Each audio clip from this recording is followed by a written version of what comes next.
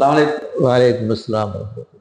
അപ്പോൾ M K Haji സാഹിബുമായി ഏറെക്കാലത്തെ ഓർമ്മ ഉള്ള ഒരു വ്യക്തിത്വമാണ് ഡോക്ടർ ഐ മൊയ്തുപ്പ സാഹിബ്. അദ്ദേഹം ചെറിയ കുട്ടിയായിരിക്കുമ്പോൾ എം കെ ഹാജി സാഹിബിന്റെ വീട്ടിൽ താമസിക്കുന്നു. അപ്പൊ അതുകൊണ്ട് ഇന്ന് എം കെ ഹാജിയെ കുറിച്ച് 41 വർഷം ഏറെക്കുറെ ആവുകയാണ് എം കെ ഹാജി സാഹിബിന്റെ നിര്യാണ ശേഷം. അപ്പൊ അദ്ദേഹത്തെ കുറിച്ച് അറിവുള്ള കുറഞ്ഞ ആളുകളിൽ ഒരു പ്രധാന വ്യക്തിയാണ് നമ്മുടെ doctor I Moiduppa Sahib. M K ഹാജിയെ കുറിച്ച് അദ്ദേഹം ഓർമ്മകൾ പറയാറ്. അപ്പൊ ചെറിയ കുട്ടിയായിരിക്കുമ്പോ നിങ്ങള് എം കെ ഹാജിയെ കുറിച്ച് ഞാൻ 1958 എത്തിങ്ങാല് ചേരുന്നത്. പക്ഷെ അന്നൊന്നും എനിക്ക് എം കെ ഹാജി എന്നുള്ളൊരു പേര് കേട്ടിട്ടില്ല, അറിയില്ല.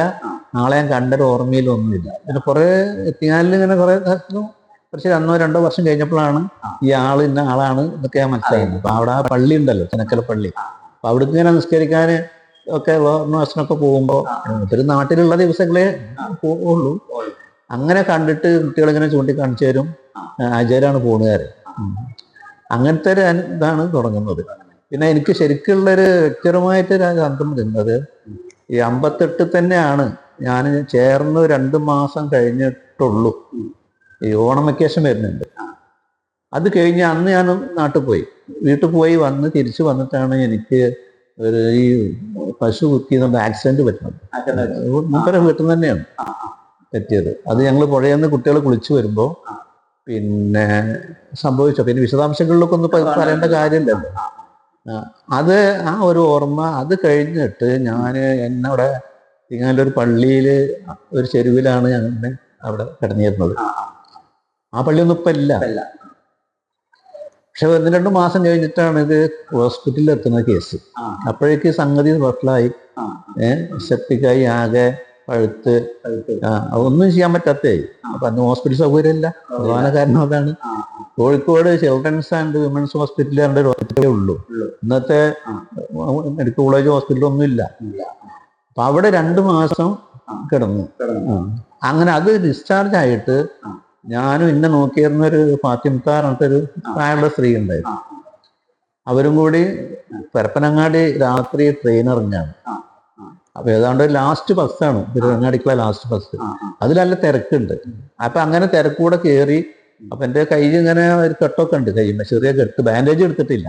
പിന്നെ നാട്ടിൽ പോയിട്ട് അവിടെ പോയിട്ട് ലോക്കൽ ഹോസ്പിറ്റലിൽ പോയിട്ട് കെട്ടിയാൽ മതി എന്നൊക്കെ പറഞ്ഞ് എന്നെ വിട്ടതാണ്. ആ തിരക്കില് ഒരു താടിയൊക്കെ ഉള്ള ഒരു കുറച്ച് പ്രായമുള്ള ഒരാള് എന്നെ വിളിച്ചിട്ട് മാടിയിട്ട് എന്നെ അവിടെ പുള്ളിയുടെ കാലുമങ്ങനെ ഇരുത്തിന്നെ. അപ്പൊ എനിക്ക് മനസ്സിലായി. അത് എന്നോട് ഫാത്തിമ പറഞ്ഞു, അത് നമ്മൾ ആചാരാണെന്ന് പറഞ്ഞു. അങ്ങനെയാണ് കൂടുതൽ ബന്ധപ്പെടുന്നത്. അപ്പൊ എന്നെ അവിടെ മടിയിൽ ഇരുത്തിയമാര് അവിടെ എത്തി.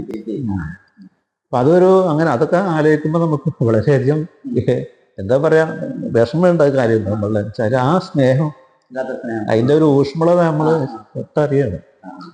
ഇതാണ് ഒരു അല്ല. പിന്നിപ്പോ നമ്മള് എത്തിങ്ങാനില് വീട്ടിലേക്കല്ല ഞമ്മള് വരുന്നത്, അപ്പോൾ എത്തിങ്ങാനിലേക്ക് തന്നെയാണ്. വീട്ടിൽ ഞാൻ താമസിക്കാൻ തുടങ്ങിയത് കോളേജിലൊക്കെ പഠിക്കുന്ന കാലത്താണ്. പിന്നെ നിങ്ങൾ പറഞ്ഞല്ലോ എം കെ ഹാജിന്റെ ബെഡില് നിങ്ങളും മകൻ താഴെ. അല്ല, അത് വെച്ചാല് ഞാന് ഇപ്പൊ എൻ്റെ അന്നത്തെ ഇവര് പിന്നെ റസാക്ക്, മൂപ്പറ ജ്യേഷ്ഠൻ സലാം, ഇവരൊക്കെയാണ് ഞാൻ അടുത്ത സുഹൃത്തുക്കൾ. അപ്പൊ സലാമും ഞാനൊക്കെ അവിടെ പിന്നെ ഞങ്ങള് കട്ടില് ബെഡിൽ കിടന്നു. അത് ഇപ്പോഴത്തെ എനിക്ക് പഴയ വീടാണോ? പഴയ വീട് തന്നെയാണ്. അതല്ല, ഇല്ലല്ല, അതൊന്നും പറഞ്ഞിട്ടില്ല. അങ്ങനെ സംഭവം ഇല്ലല്ല. അല്ല അതല്ല, അത് നിങ്ങൾക്ക് ഓർമ്മക്കുറവുകൊണ്ടാണ്. അത് ഒന്നുകൂടി വായിച്ചാൽ അറിയാം. അങ്ങനെയല്ല സംഭവം. അന്ന് ബാവാക്ക് 8-9 വയസ്സൊക്കെയാണ്. അപ്പൊ ഞാൻ കണ്ടിട്ടുണ്ട് ബാവ ഒരു പായ ചുരുട്ടി കൊടുത്തിട്ട് ആ കൂണി കയറി പോണോടത്ത് ഇങ്ങനെ തയ്യലിച്ചിട്ട് ഒരു പിന്നെ സാധാരണ ഒരു കോസടിയൊക്കെ ഇട്ടിട്ട് കിടക്കണ ഞാൻ കണ്ടിട്ടുണ്ട്. അപ്പൊ അടുത്ത റൂമിൽ ഞാനും സലാമൊക്കെ കിടക്കലുണ്ട്. ഞാൻ ആ അനുഭവം പറഞ്ഞു. അപ്പൊ അവിടെ ആചാര്യർക്ക് അങ്ങനെ ഒരു വേർതിരിവില്ല. ഞങ്ങളിപ്പോ എല്ലാരും സ്വന്തം മക്കളെയും അവിടെ ആശ്രിതമായിട്ട് വേറെ കണ്ടവങ്ങളൊക്കെ ഉണ്ടായിരുന്നു. എല്ലാരും ഒരേ മാതിരി ട്രീറ്റ് ചെയ്യാന്നുള്ള മൂപ്പരുടെ ഒരു ജന്മനായിട്ടുള്ള ഒരു സ്വഭാവമാണ്. വലിപ്പ ചെറുപ്പമൊന്നുമില്ല. എല്ലാവരോടും ഒരേ മാതിരി പെരുമാറും. ഗൗരവത്തിലാണെങ്കിൽ ഗൗരവത്തില്, സ്നേഹത്തിലാണെങ്കിൽ സ്നേഹത്തില്. ഇപ്പോഴും അധികം ഗൗരവത്തിലേ നമ്മൾ കണ്ടിട്ടുള്ളൂ. ഈ എത്തിങ്ങാന ചില മീറ്റിങ്ങുകളിലൊക്കെ പ്രസംഗിക്കുമ്പോൾ കുട്ടികളെ പറ്റി പറയുമ്പോൾ മൂപ്പര് വികാരാധീനാവും, മൂപ്പര് വിധിപ്പി പോവും. അത്ര പിന്നെ കാരുണ്യാണ് ആ മനസ്സിലുള്ളത്. അതാണ് ചേർത്ത സംഭവം എന്ന് പറഞ്ഞാല്, ചേർത്തത് ഞാന് ഫറൂഖുള്ളയിൽ ചേർന്ന 64-ലാണ്. പിന്നെ 64-ല് പ്രീ ഡിഗ്രി ഫസ്റ്റ്. അപ്പൊ ചേർത്തത് ഉള്ള ക്രെഡിറ്റ് ഇപ്പോൾ റസാഖിന്റെ സലാമിന്റെ ഒക്കെ ഉപ്പാക്കുള്ളതാണ്.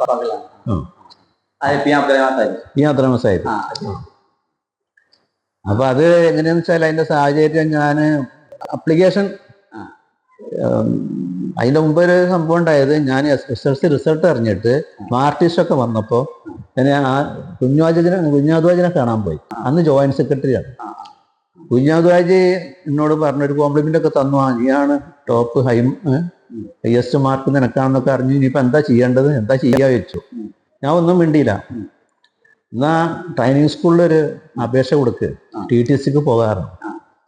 അപ്പൊ അതെനിക്ക് വല്ലാതെ ഒരു എന്താ, ഞാൻ മൂപ്പര് പിന്നെ ഒരിക്കൽ എന്നെ കണ്ടപ്പോൾ പറഞ്ഞത്, മൂപ്പര് അപ്പൊ കരഞ്ഞു പോയിന്നാണ്. കുഞ്ഞോദാജി ഒരിക്കൽ പിന്നീട് എപ്പോഴോ എന്നെ കണ്ടിട്ട് വേറെ ആളോട് പറയാണ്, എന്നെ ചൂണ്ടിയിട്ട്, ഞാൻ അന്ന് TTCക്ക് പോയിക്കോന്ന് പറഞ്ഞപ്പോ മൂപ്പര് കരഞ്ഞുപോയി. അപ്പൊ ഞാനിങ്ങനെ എനിക്ക് കോളേജിൽ പോകണം എന്നാണ് ആഗ്രഹം. അതിനിപ്പോ കോളേജിൽ പോകണമെങ്കിൽ പൈസ ഒക്കെ വേണ്ടേ, എവിടുന്ന പൈസ? പിന്നെ ആചാരാണെങ്കിൽ സ്ഥലത്തില്ല. അപ്പൊ ആചാരം അന്ന് CHും പിന്നെ ആചാര്യവും വന്ന് മലേഷ്യൻ പര്യടനത്തിലാണ്. അപ്പൊ പിന്നെ പറഞ്ഞു, കൂടെ തന്നെ പറഞ്ഞു, എന്നാ കോഴിക്കോട് പീച്ചുമണ്ണിൽ നിന്നൊരു ബേക്കറി ഉണ്ട്, അവിടെ താമസിച്ചുകൊണ്ട് മലബാർ ക്രിസ്ത്യൻ കോളേജിൽ പോയി പഠിക്കുക വേണമെങ്കിൽ. അപ്പൊ മലബാർ ക്രിസ്ത്യൻ കോളേജിൽ ഒരു അപേക്ഷ കൊടുത്തോളൂ പറഞ്ഞു. അപ്പൊ എനിക്ക് ഫറൂഖ് കോളേജിൽ പോയി ചേരണമെന്നാണ് എൻ്റെ ആഗ്രഹം. കാരണം നമുക്ക് മുമ്പ് പഠിച്ചിറങ്ങിയ പിന്നെ പുളിക്കൽ അബു മാഷ്, രാമന്, KP രാമന്, ഇവരൊക്കെ ഫറൂഖ് കോളേജിലാണ്. അപ്പൊ നമ്മളുടെ സ്വപ്നം ഫറൂഖ് കോളേജിൽ പഠിക്കണം എന്നുള്ള ആഗ്രഹം. എന്റെ 2-3 കൊല്ലം സീനിയറാണ്. അബ്ദുസമ്മദും പിന്നെ രാമാഷൊക്കെ ഒരു ക്ലാസ്സാണ്, ഒരു ബാച്ചാണേ. അല്ല, ആചാര്യ ബാപ്പു, അബ്ദുസമ്മദ് കേട്ട് നമ്മള് ബാപ്പൂന്നാ വിളിക്കാം. അതുപോലെ ഒരു ക്ലാസ്സാണ്. അപ്പൊ ഞാന് ഇങ്ങനെ പിന്നെ ക്രിസ്ത്യൻ കോളേജ്, മലബാർ ക്രിസ്ത്യൻ കോളേജിൽ പോകാൻ വേണ്ടിയിട്ട് പരപ്പനങ്ങാടി റെയിൽവേ സ്റ്റേഷനിൽ നിൽക്കുകയാണ്, രാവിലെ ട്രെയിൻ കാത്തിട്ട്. അപ്പോൾ നൂറുൽ ഇസ്ലാം മദ്രസയിൽ പഠിപ്പിക്കുന്ന ഒരു അന്നത്തെ ഒരു ഉസ്താദ്, പേര് എനിക്ക് ഓർമ്മയില്ല, മൂപ്പര് എപ്പോഴും ഉണ്ട്. മൂപ്പര് എങ്ങട്ടാ എന്താ കുട്ടി ഇവിടെ നിൽക്കുന്നത്, ഇങ്ങനെയാണ്. ശരി, അതിന് വരണ്ട, ഫോറം ഞാൻ വാങ്ങിക്കൊടുന്നേരാ. അങ്ങനെ മൂപ്പര് മലബാർ ക്രിസ്ത്യൻ കോളേജിൽ നിന്ന് ഒരു ഫോറം വാങ്ങിക്കൊടുന്നിട്ട്, ഇപ്പൊ ആചാര്യ പറഞ്ഞതല്ലേ കുഞ്ഞാദ്വാജി, ഇനി നമ്മളെ എതിര് പ്രവർത്തിച്ചു വേണ്ട വെച്ചിട്ട് എന്നിട്ട് അത് പൂരിപ്പിച്ച് ഞാൻ അയച്ചു. പക്ഷെ അവിടെ എനിക്ക് ഫസ്റ്റ് ലിസ്റ്റ് സെലക്ഷൻ ഒന്നും വന്നില്ല. കാരണം അത് ഈ ക്രിസ്ത്യൻ കോളേജ് അന്നൊക്കെ മുസ്ലിങ്ങൾക്കൊന്നും അവരെ സീറ്റ് കൊടുത്തിരുന്നില്ല ആ കാലത്തൊന്നും. ഇപ്പൊ പിന്നെ എങ്ങനെയെന്ന് എനിക്കറിയില്ല. പിന്നെ ഫറൂഖ് കോളേജിലെ അപേക്ഷ ഞാൻ അതിന്റെ മുമ്പ് വരച്ചിരുന്നു. അതും മദ്രസയിലെ ഒരു മുസ്ലിം വഴി തന്നെയാണ്.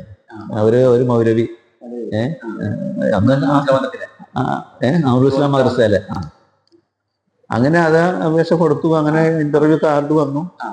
ഇന്റർവ്യൂ കാർഡ് വന്നിട്ട് പിന്നെ ഞാൻ എത്തിയാലിൽ വന്നു. ഞാൻ നേരെ അബ്ദുറഹ്മാൻ സാഹിബിനെ പോയിട്ടാ കാണുന്നത്. അപ്പൊ എന്താ ഇപ്പൊ ചെയ്യേണ്ടതെന്ന് ഇപ്പൊ എന്നോട് പറഞ്ഞിരുന്നു. അബ്ദുറഹ്മാൻ സാഹിബ് വല്ല വാപ്പ അനിയനാണ്, മൂത്ത മരുവൻ. മകളെ പുതിയപ്പോൾ കാരണം മരുമണ്ണൻ അറിയാത്ത നാട്ടിൽ മരുമകൻ, മൂത്ത മരുവൻ. അപ്പോ മൂപ്പര് അതിനുള്ള ഞാൻ വരുന്നതിന് മുമ്പ് തന്നെ അതിനെപ്പറ്റി പ്ലാൻ ചെയ്തിട്ടുണ്ട്. അങ്ങനെ ഞങ്ങള് മൂപ്പരെ കൂടെ ഞാൻ പിന്നെ ഫറൂഖ് കോളേജിലേക്ക് പോവുകയാണ്. അത് അന്ന് ഇവിടുന്ന് പാറക്കട വന്ന് ബസ്സൊന്നും ഇല്ലല്ലോ, തോണി അക്കരെ കടന്നിട്ട് അപ്പുറത്തെ ബസ് വരും. അങ്ങനെ പോയി അവിടുത്തെ അഡ്മിഷനൊക്കെ കഴിഞ്ഞ് പിന്നെ 90 റുപ്യ എന്താ അവിടെ കെട്ടണം. കോളേജിന്റെ ആദ്യത്തെ പിന്നെ ഒരു ഫീസ് ഇതിനകത്ത്, എല്ലാ ഫീസും ഇതിനകത്ത്. ഹോസ്റ്റലൊന്നും അല്ല, ഹോസ്റ്റൽ അന്നൊന്നും പരിപാടി ശരിയായിട്ടില്ല. എന്നിട്ട് അപ്പൊ അന്ന് അവിടെ ചെന്ന് ഞങ്ങള് അബുസബാ മൗലിനെ കണ്ടു. ആ. അവിടുന്ന് മൂപ്പര് അനുഗ്രഹമൊക്കെ വാങ്ങി. ആ. പിന്നെ അവിടെ ഒരു പ്രൊഫസർ അബ്ദുള്ള സാർ ഉണ്ട് കൊമേഴ്സിലെ. മൂപ്പരടുത്ത് പോയി. മൂപ്പരടുത്ത് പോയിട്ട് മൂപ്പരോട് പുറംബോയ്സ് ഫണ്ടില് ഒരു 10 ഉറുപ്പിക കിട്ടും മാസം സ്കോളർഷിപ്പ്, ചെറിയ സാധു കുട്ടികൾക്ക്. അത് ഏതാണ്ട് സെറ്റിൽ ചെയ്തു. പിന്നെ അവിടെ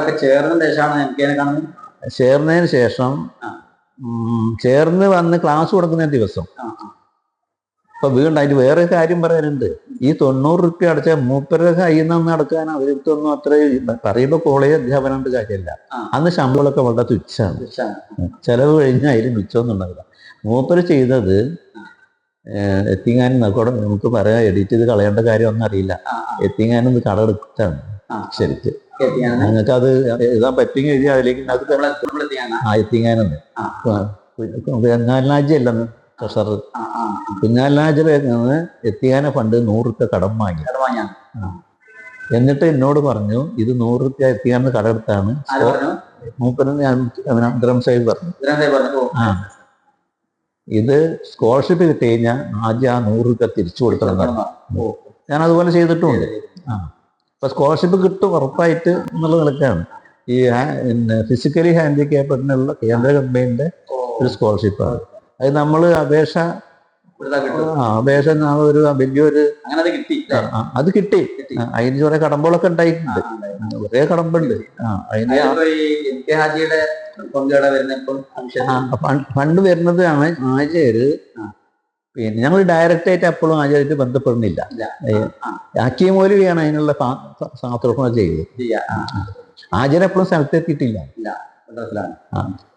ഹക്കീം മൗലവി എന്ത് ചെയ്തിരിക്കുന്നു, ഞാൻ വന്ന് ക്ലാസ് തുടങ്ങുന്നതിന്റെ തലേന്നാൾ ഞാൻ എത്തിങ്ങാനിൽ വന്നപ്പോ എന്നെ കണ്ടിട്ട് എന്നെ കാണണമെന്ന് മൂപ്പര് ആദ്യം പറഞ്ഞിരുന്നു.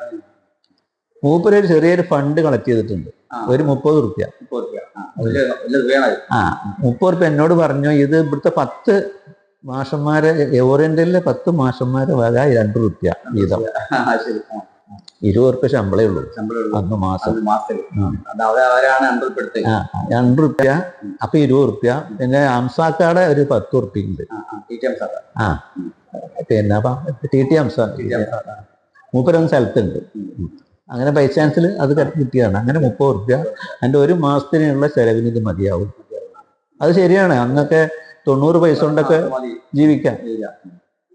അത് കഴിഞ്ഞ് അപ്പത്തിന് ആചാര്യ വരും, നമുക്ക് എന്തെങ്കിലും ഒരു ഫോം വഴി ഉണ്ടാക്കാം. പിന്നെ ആചാര്യ വന്നിട്ട് പിന്നെ എന്തുണ്ടായി ഞാൻ നേരിട്ടും സംസാരിച്ചിട്ടില്ല. അതും ഹക്കീം മൗലവി തന്നെയാണോ പറഞ്ഞത്. അത് കഴിഞ്ഞ് മൂപ്പര മരുവാന് PM അബ്ദുറഹ്മാൻ സാഹിബ് സംസാരിച്ചോന്നും എനിക്കറിയില്ല. അബ്ദുസമ്മദ് സമ്മതൊന്നും അങ്ങനെ അപ്പാട് സംസാരിക്കാൻ അത്ര ഒരു ധൈര്യം ഉണ്ടാവില്ല. മാപ്പയാണെങ്കിലും അങ്ങനത്തെ ഒരു സ്വാതന്ത്ര്യം ഒന്നും ഉണ്ടായിരുന്നില്ല. മൂപ്പർക്ക് ഭയങ്കര പേടിയാണ്. ഉണ്ടെങ്കിലും എന്നോട് പറയാൻ പറ്റുന്നില്ല. അത് പല സന്ദർഭം എനിക്ക് അനുഭവപ്പെട്ടതുണ്ട്.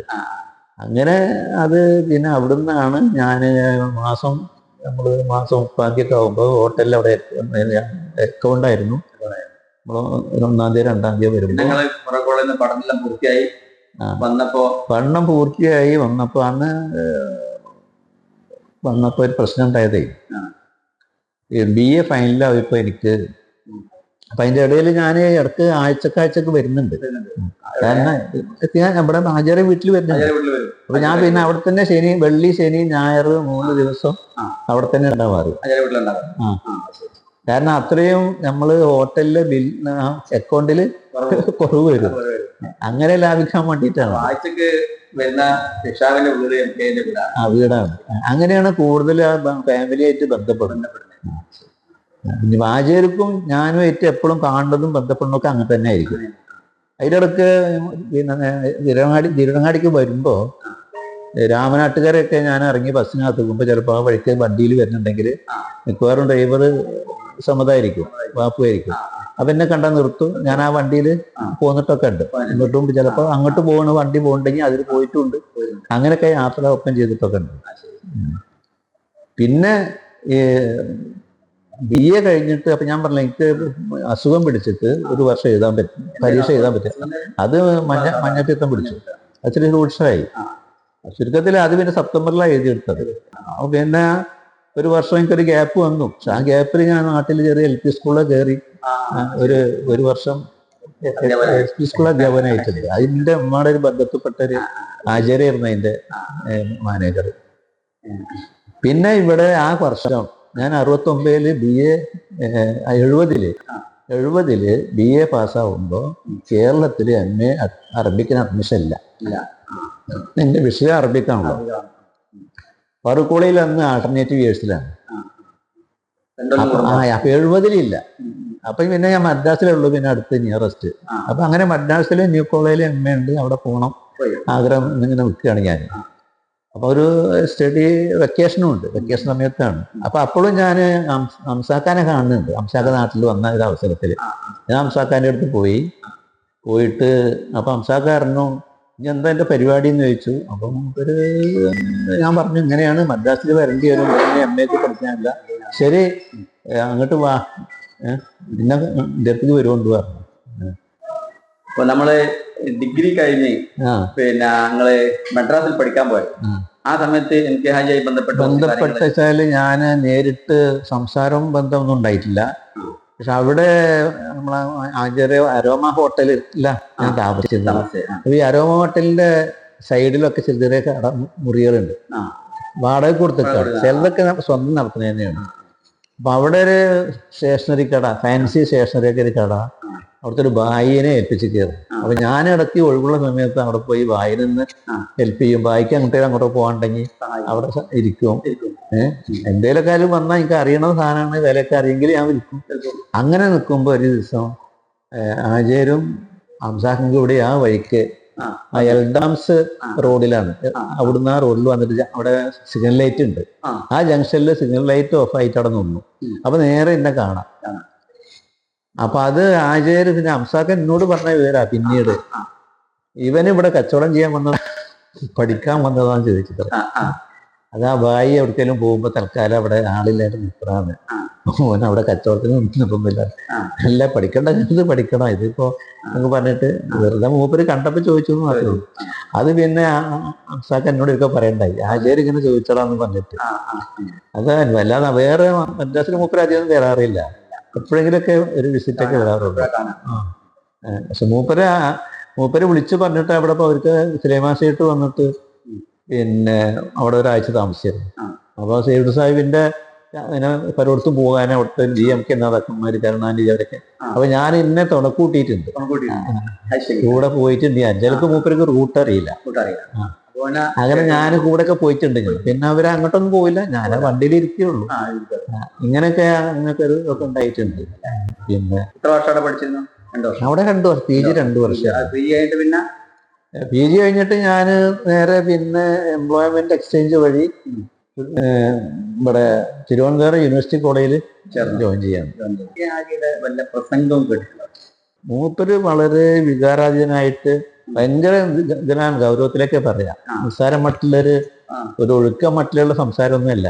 ഒരു സംസാരങ്ങൾ അങ്ങനെയാണ്, ആളുകൾക്ക് അതങ്ങോട്ട് ഉൾക്കൊള്ളും. ആളുകളതിനും ഹൃദയത്തിൽ തട്ടിയ വാക്കുകളൊക്കെ പറയാം. അത്ര നല്ല ഇതായിരുന്നു അത്. ഏത് വിഷയത്തിലാണെങ്കിലും അതിൽ ആത്മാർത്ഥതയാണ് അതിന്റെ. ഈ ഇഖ്ലാസ് എന്ന് പറഞ്ഞപ്പോൾ ഞാൻ പലപ്പോഴും ഞാനത് മുമ്പ് എഴുതിയ കാര്യം തന്നെയാണ്. ഇവിടെ നമ്മൾ ഈ പഴയ ഹോസ്റ്റല്, അപ്പൊ അത് കുട്ടികളുടെ ഹോസ്റ്റൽ തന്നെ തോന്നുന്നുണ്ട്. ഞങ്ങളൊക്കെ അവിടെ ആ റൂമിൽ ഞങ്ങൾ താമസിച്ചിട്ടുണ്ട്. ആ കെട്ടിടം പണിയുന്ന കാലത്ത് തറ ഫില്ല് ചെയ്യാനും മണൽ കൊണ്ടു പുഴയെന്ന് കുളിച്ചു വരുമ്പോ എല്ലാവരും ഓരോ അന്ന് ചാക്കാണോ എന്താന്ന് എനിക്ക് ഓർമ്മയില്ല, ചാക്കന്നെ തോന്നുന്നുണ്ട്. മണൽ മൂപ്പറി ചാക്ക് വാങ്ങിയിട്ട് തറയിൽ ഇങ്ങനെ ഇടുന്നത് മണ്ടും മടക്കി കുത്തി തന്നിട്ട് അപ്പൊ കുട്ടികളൊന്ന് ഉഷാറാക്കാൻ വേണ്ടിയിട്ട് മൂപ്പറിന്റെ അങ്ങനത്തെ ഓരോ പണിയിലും കുട്ടികളെ ഒപ്പം നിൽക്കും. ഇതൊക്കെ അപ്പൊ ആചാര്യക്കുറിച്ച് പറയുമ്പോ അങ്ങനെ എത്തിക്കാനുള്ള കാര്യത്തിന് വേണ്ടിയിട്ട് മൂപ്പരുടെ ഒക്കെ ആത്മാർത്ഥി, അതിന്റെ പ്രയത്നവും ഒക്കെ എത്ര നമുക്കൊന്നും പറഞ്ഞ് വാക്കുകളിൽ ഒതുക്കാൻ പറ്റുന്ന കാര്യമല്ല. അത് നമ്മൾ അനുഭവിച്ചറിഞ്ഞ കാര്യങ്ങൾ മനസ്സിൽ വെക്കാനേ പറ്റും. നമുക്ക് പറയാനുള്ള വാക്കുകളില്ല, എത്രമാത്രം ഉണ്ടെന്നുണ്ട്. അത്രയും ആത്മാർത്ഥയൊക്കെ ഇപ്പൊ നമുക്കിപ്പോ ഇനി അത് വഴിക്ക് തീർച്ചയായിട്ടും ആത്മാർത്ഥ. പക്ഷേ മൂപ്പര് ഫിസിക്കലി അതിനൊന്നും അത്ര സ്ട്രെയിന് മര്യാദ എടുത്തിട്ടുണ്ടാവുന്നത് കൊണ്ടില്ല. ഫിസിക്കൽ സ്ട്രെയിൻ അതിന് വേണ്ടി എടുത്തിട്ടുണ്ടാവില്ല. യാത്ര ചെയ്തിട്ടും മറ്റുമൊക്കെ അത് തോന്നില്ല. ഓടി നടന്നിട്ട് പിന്നെ CH പിന്നെ എം കെ ഹാജിയും തമ്മിലുള്ള ഒന്നിച്ചുള്ള സമയത്താണല്ലോ ആ സമയത്ത് ഉണ്ട്. അപ്പൊ കണ്ട ഒന്നിച്ച് സി എച്ചിനെ ഒരു മകനെ പോലെ ആചാര്യ ട്രീറ്റ് ചെയ്തിരുന്നത്. വാസ്തവത്തിൽ ഭയങ്കര സ്നേഹം സി എച്ചിനോട്. സി എച്ച് പലപ്പോഴും ആ വീട്ടിൽ വന്ന് പ്രായം വ്യത്യാസമുണ്ട്, ഒരുപാട് വ്യത്യാസമുണ്ട്. സി എച്ചിന് ഒരുപാട് പ്രായം ജീവിച്ചിട്ടില്ല.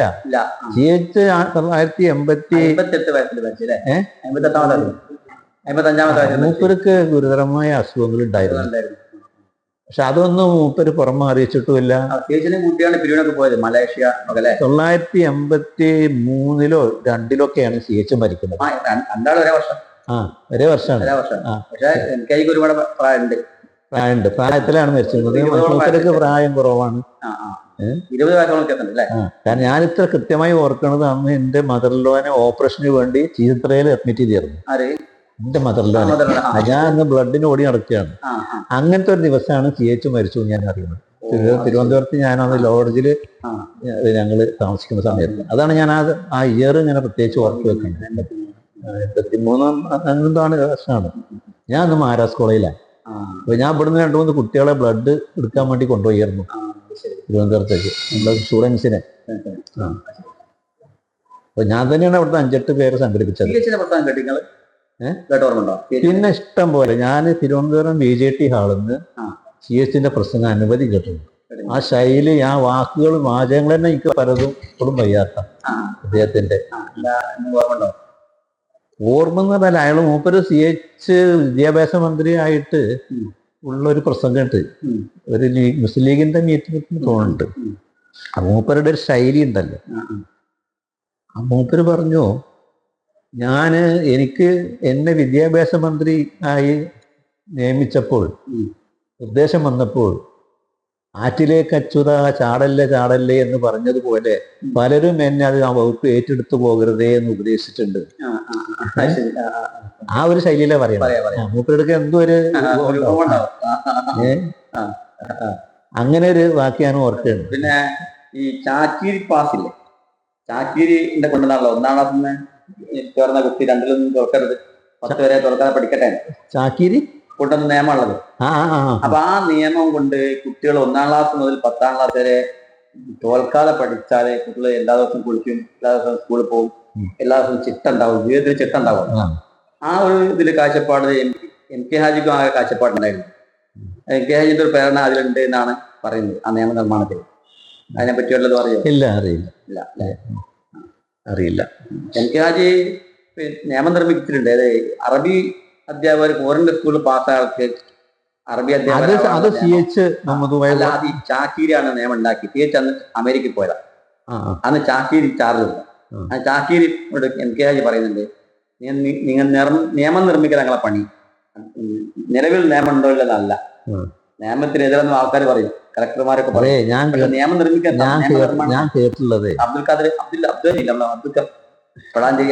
മൂപ്പര വിഷയം പറഞ്ഞു.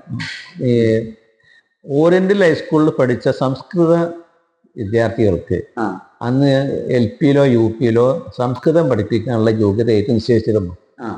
ഓറിയന്റൽ ഹൈസ്കൂളിലെ സംസ്കൃതം പഠിച്ചവർക്ക്. ഇതേ ഓറിയന്റൽ ഹൈസ്കൂളിൽ തന്നെയാണ് അറബി ഒരു വിഷയമാണ്. അറബി ഒരു വിഷയമാണ്. ഫസ്റ്റും സെക്കൻഡും അറബിയാണ്. അങ്ങനെ സംസ്കൃതം ഉണ്ട്. ഇപ്പൊ ഉദാഹരണമായിട്ട് പട്ടാമ്പി പരിതൂരിലുള്ള ഓറിയന്റൽ ഹൈസ്കൂളിൽ സംസ്കൃതം ഉണ്ട്, അറബിയുണ്ട്. അപ്പൊ ആ നിയമം സി എച്ച് പൊടി തട്ടി കൊടുത്തിട്ട് അത് അറബി പഠിച്ചവർക്കും ബാധകമാക്കിയിട്ട് ആ ഓറിയന്റൽ സ്കൂളിൽ SSLC കഴിഞ്ഞ് അതിന്റെ ഒരു ബലത്തിലാണ് ഞാൻ ഒരു കൊല്ലം LP സ്കൂൾ മാഷായത്. അതാണ് എന്റെ ക്വാളിഫിക്കേഷൻ. അല്ലാതെ BA അന്ന് ഞാൻ പാസ്സായിട്ടില്ലല്ലോ. അതാണ് ക്വാളിഫിക്കേഷൻ. അല്ല, അന്ന് റിസൾട്ട് വന്നിട്ടില്ല. ഞാൻ സെപ്റ്റംബറിലല്ലേ എഴുതിയത്. അപ്പൊ നിങ്ങള് അറബി അധ്യാപകനായ ഒരു കൊല്ലം ഏത് വർഷമായിരുന്നു? അറബി അധ്യാപകനായത് 70-ലാണ് ഞാൻ MA ചേർന്നത്.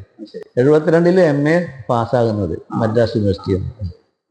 പിന്നെ ഞാനൊരു 4 മാസത്തെ എനിക്കൊരു ഗ്യാപ്പ് കിട്ടിയിട്ടുള്ളൂ. അപ്പോഴത്തേന് 72 ഡിസംബറിലാണ് എംപ്ലോയ്മെന്റ് എക്സ്ചേഞ്ച് വഴി യൂണിവേഴ്സിറ്റി കോളേജിൽ കിട്ടുന്നത്. പിന്നെ PSC വന്നു. PSC വിളിച്ചു. ഞങ്ങൾക്ക് ഫസ്റ്റ് റാങ്ക് ആയിരുന്നു.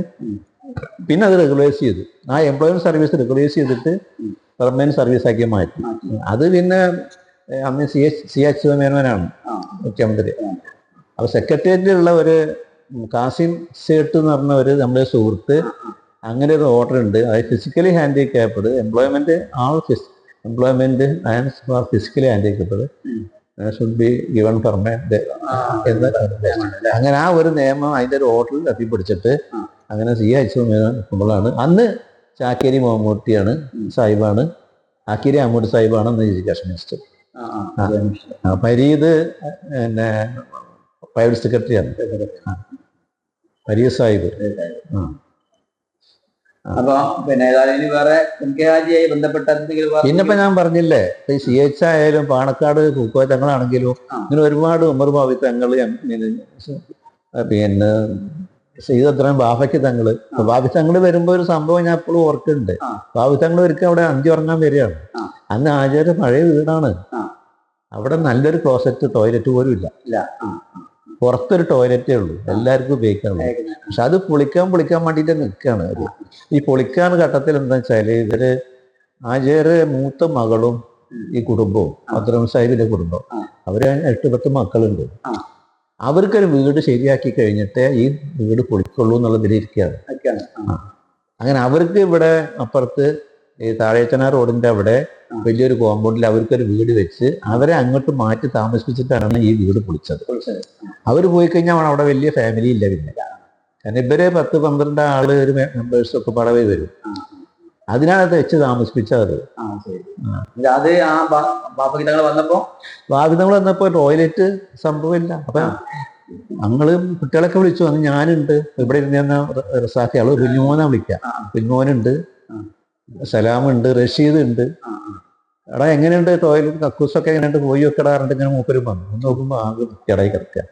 ബക്കറ്റിൽ വെള്ളം ഒഴിച്ചാൽ വെള്ളം ഇങ്ങോട്ട് മേപ്പെട്ട് എടുക്കുകയാണ്. അപ്പൊ എന്തോ തടഞ്ഞു കിടക്കുന്നുണ്ട്. അപ്പൊ അതില് റഷീദ് പറഞ്ഞ ഇതിലെന്തോ തടഞ്ഞു കിടക്കുന്നുണ്ട്, അതാണ് അങ്ങോട്ട് പോണില്ല അങ്ങോട്ട് വരികയെന്ന് പറഞ്ഞു. മാന്തി എടുക്കടാ പറഞ്ഞു. എല്ലാരും അർത്ഥിക്കാണ്. വെജങ്ങോട്ട് മാറി നിൽക്കടാന്ന് പറഞ്ഞിട്ട് മൂപ്പര് മുണ്ടോട് മടക്കി കുത്തിയിട്ട് മൂപ്പരാണ് ചേർന്നു. അതിൽ പിന്നെ കുട്ടികളൊക്കെ പാടെ വേണ്ട ഞങ്ങളും മതിപ്പാടെ പറഞ്ഞിട്ട് ആരോ ഒരാളത് മാന്തി. അപ്പൊ എന്താ ഒരു തുണിയുടെ പ്ലാസ്റ്റിക് വന്നോ അതിൽ അടഞ്ഞു കിടക്കുകയാണ്. അങ്ങനെ അതൊക്കെ വൃത്തിയാക്കി. ആ സംഭവം ഞാൻ എപ്പോഴും ഞാനുള്ള സംഭവമാണ്. ശനിയോ ഞായറോ നിൽക്കാണ്. അപ്പൊ ആ ദിവസമാണ് ഞാനവിടെ ഉണ്ടാവുക. പിന്നെ വെക്കേഷനിൽ ക്രിസ്മസ് ഓണം വെക്കേഷനൊക്കെ അധികം ഉണ്ടാവാറുണ്ട്. അന്നൊക്കെ പ്രശ്നം വെച്ചാല് വീട്ടിൽ പോയി വരാൻ ഒരുപാട് പൈസ ഒക്കെ വേണം. പിന്നെ യാത്രാ സൗകര്യത്തിൽ അറിയാൻ ട്രെയിനുകളൊന്നും ഇല്ല, ബസ്സൊന്നും ഇല്ല. ഇതൊക്കെയാണ് അന്ന് വീടുമായിട്ട് എനിക്ക് അത്ര അറ്റാച്ച്മെന്റ് അന്ന് കുറവായിരുന്നു. വീട്ടിൽ ഉമ്മയുള്ളൂ, കുറച്ച് ഭക്ഷണം പ്രാരാബ്ദമൊക്കെ ഉണ്ടായിരുന്നു. അപ്പൊ അന്ന് ഞാൻ പറഞ്ഞില്ലേ, ആ പഴയ വീട്ടില് ആ നീണ്ടൊരു വരാന്തയാണ്, ഒരുപാട് നീളൊരു വരാന്തയാണ്. അതില് പറഞ്ഞ ഒരു വയസ്സൻ ഒരു ആഴ്ചപ്പാപ്പ, അത് ഞാൻ സംഭവം ഞാനത് എഴുതിയിട്ടുണ്ട്. അയാള് ഒരു ആഴ്ച വരും. അവിടെ അങ്ങനെ പലരും ഇങ്ങനെ ഡെയിലി വരുന്നവരുണ്ട്. ആഴ്ചക്ക് മാസപ്പാപ്പിയുണ്ട്, ആഴ്ചപ്പാപ്പിയുണ്ട്, ഡെയിലി പാപ്പയൊക്കെ ഉണ്ട്. കുട്ടികൾ അങ്ങനെ ഓരോരോ പേര് പറയും. ഇയാൾ ഒരിക്കൽ വന്നിട്ട് പനിയാണെന്ന് പറഞ്ഞിട്ട് അവിടെ കിടന്നു. 4 ദിവസം അയാൾക്ക് ഭയങ്കര പനി പിടിച്ച് പിന്നെ അയാൾ പോണില്ല. എനിക്കിനി പോകാനൊന്നും വയ്യ, ഞാൻ ഇവിടെ കിടക്കിട്ട്. എന്നാ ആൾക്കാർ വരുമ്പോ ഇങ്ങനെ വലിയ ഞങ്ങൾ നോക്കും, ഇതെന്താ പറഞ്ഞിട്ട്. അപ്പൊ ഒരു തലശ്ശേരിയിൽ നിന്ന് വന്നൊരു ലീഗിന്റെ ഒരു നേതാവാണ് ചോദിച്ചത്, അല്ല ആചാര്യ ഇയാളിപ്പോ ഇവിടെ അത് ശരിയല്ല, നിങ്ങൾ അങ്ങോട്ട് നോക്കണ്ട, അതവിടെ കിടന്നോട്ടെ, നിങ്ങൾ അങ്ങോട്ട് നോക്കണ്ട. അതാണ് ആചാര്യ. ഇങ്ങനൊക്കെ ചില സംഭവങ്ങൾ മൂപ്പര് മുജാഹിദ് പ്രസ്ഥാനത്തിന് മൂപ്പര് ഒരിക്കൽ പൂക്കോയ തങ്ങളോട് ചോദിക്കണതേ ഞാൻ കേട്ടിട്ടുണ്ട്. ഞാൻ അവിടെ സദസ്സിലില്ലെങ്കിൽ ഞങ്ങൾ വിരാന്തയിലൊക്കെ ഉണ്ടാവും. എന്നാലും നിങ്ങൾ അവിടെ ആ ഒരു എന്തോ ഒരു ഉറുക്ക എഴുതി കൊടുക്കലോ ഐക്കൽ എഴുതി കൊടുക്കലൊക്കെ ഉണ്ടല്ലോ, അത് നിങ്ങൾക്ക് ഒന്ന് നിർത്തിക്കൂടെ, വിശ്വാസത്തോടെ നിങ്ങൾക്ക് ഇതിലൊക്കെ വിശ്വാസം ഉണ്ടോ ചോദിച്ചു. അതിപ്പോ ആചാര്യ ഒരു വിശ്വാസമല്ലേ, അവര് വരുന്നു, അവരുടെ വിശ്വാസമല്ലേ, അത് അവരെ രക്ഷിക്കുമായിരിക്കും. ആ. അല്ലാപ്പൊ ഞാൻ എന്താ പറഞ്ഞത്, നമുക്ക് ഇത് ഒരു സുപ്രഭാതത്തിൽ ഇപ്പൊ ഇതൊന്നും വേണ്ട, ആവശ്യമില്ലാന്ന് ആ. അതൊന്നും കാര്യമില്ല എന്നൊക്കെ പറഞ്ഞാൽ അവർ സംഭവിക്കുമെന്ന് ചോദിച്ചു. എന്തായിക്കോട്ടെ.